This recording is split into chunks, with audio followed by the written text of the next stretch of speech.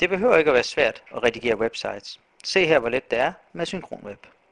Allerførst har vi en website og et redigeringssystem, som jeg har åbnet i et andet vindue.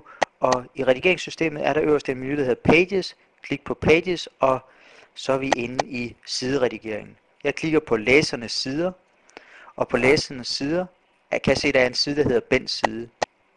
Nu går vi tilbage til websiden, og I kan se, at der er læsernes side, og så er der en underside, der hedder Bents side. Går lige tilbage til administrationssystemet igen, og her vil jeg gerne lave en ny side. Klikker på ny side, og i PageName-feltet, der kan jeg så skrive navnet på siden. Jeg kalder den Martins side, og så scroller jeg ned og klikker OK.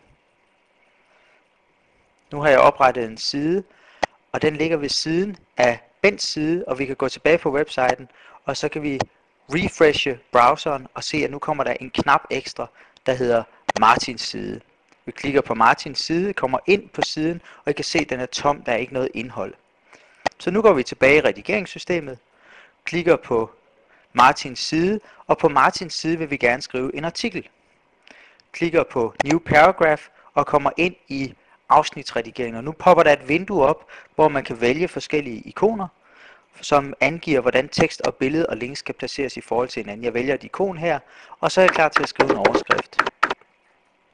Så jeg skriver lige lidt her.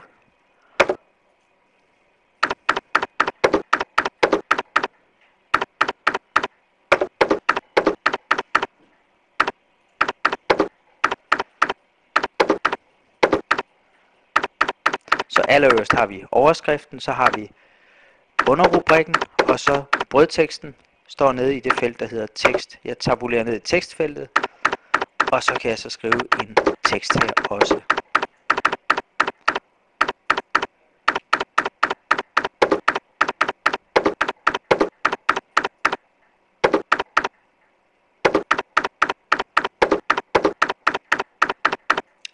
Jep, det var det.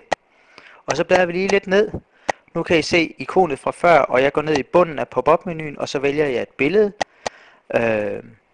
Så kan jeg skrive en billedtekst. Jeg kan sætte link på billedet, og som I kan se længst nede, så kan jeg også skrive links, der hører til teksten, og jeg kan linke både til webadresser og mailadresser og OK.